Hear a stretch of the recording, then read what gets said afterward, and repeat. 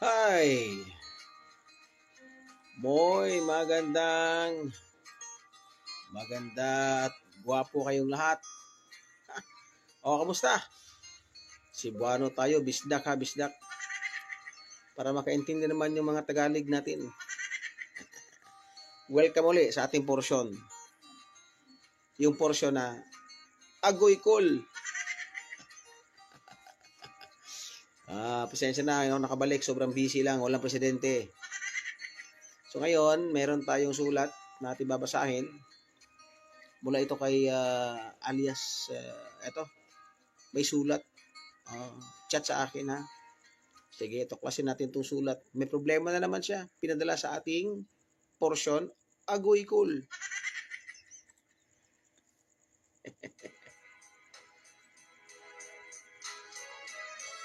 Simulan natin sulat.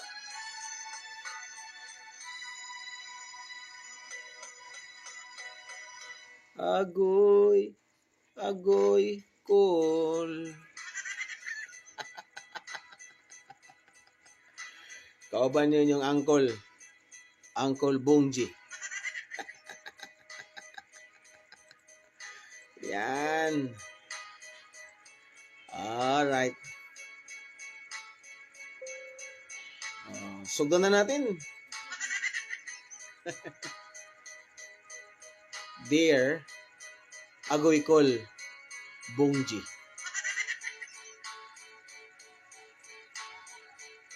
Okay, ang kanyang problema, itago mo ako sa pangalang Suset. Problema ako sa aking kalibin, Uncle Bong. Bakit? Kasi isip bata. Bakit isip bata? May kaya sa buhay ang kalibin partner ko na si Tiboy. Aba, sana all may kaya sa buhay. Kaya naman ay kahit hindi siya mag-work, magbanat ng buto, ay makakain kami ng 3 beses sa isang araw. Kasi may kaya ang kanilang pamilya.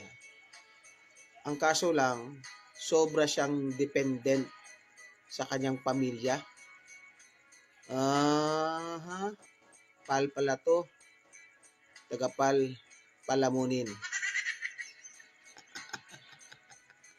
Umaasa lang siya sa kanyang allowance sa kanyang pamilya. At alam mo, Uncle Bongji, o ano, hindi ko alam ha, linawin mo. Magpaliwanag ka. Ang tamad-tamad niyang mag-aral. Opo, hindi rin siya mag-apply ng trabaho. Tapos, ang mukha niya lagi na lang sa games. Lagi na lang siya magko-computer. Ako naman, Uncle Bongji, ay isa akong secretary ng isang company. Nahihirapan po ako dahil yung aking sweldo ay pinagkasya ko lang sa aming dalawa dahil siya ay palagi na lang siya nanghihingi sa kanyang parents. Mamas boy pala tong tao na to. Tapos, ang masaklap pa, ay gusto ng parents niya na magpakasal kami. Ako ayaw ko. Dahil hindi pa ho siya nakapagtapos ng pag-aaral, baka mahirapan po ang anak namin kung magkaanak kami. Kaya lagi ho ako gumagamit ng contraceptives. Aba, yung iba gusto magkaanak, kayo ayaw. Ano ba talaga ate?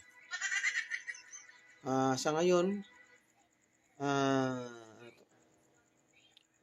ilang beses ko nang kinokumbinse na mag-aral ang aking kalibin na si Tiboy. Ikaw, Tiboy ha? Ikaw talaga, Tiboy ha? So ngayon, ano po ang gagawin ko? Mahal na mahal ko po si Tiboy. Paano ang future namin? Ano gagawin ko? Aray! Agoy Col. Oh, anong gagawin nyo ngayon? Mga kaagoy Col, ha? Binasa ko lang yung pagdadaya ng chat sa akin. Ano ba mas maganda nito? Hiwalayan niya. Walang plano eh. Laging computer eh. Parang ganito, ano, Dotao ako. Well, para sa iyo, Suset, naintindihan ko yung point mo. Na siguro immature tong boyfriend mo, tong kalibin mo. Kung talagang, siyempre, di ba, nasanay eh. Hindi pa siya pwedeng makatayo ng kanyang sariling paa. Yun nga eh, mahirap din. So, tama ang naging desisyon mo. Huwag ka munang magpatali dyan. Huwag ka munang magpasakal, ay magpakasal.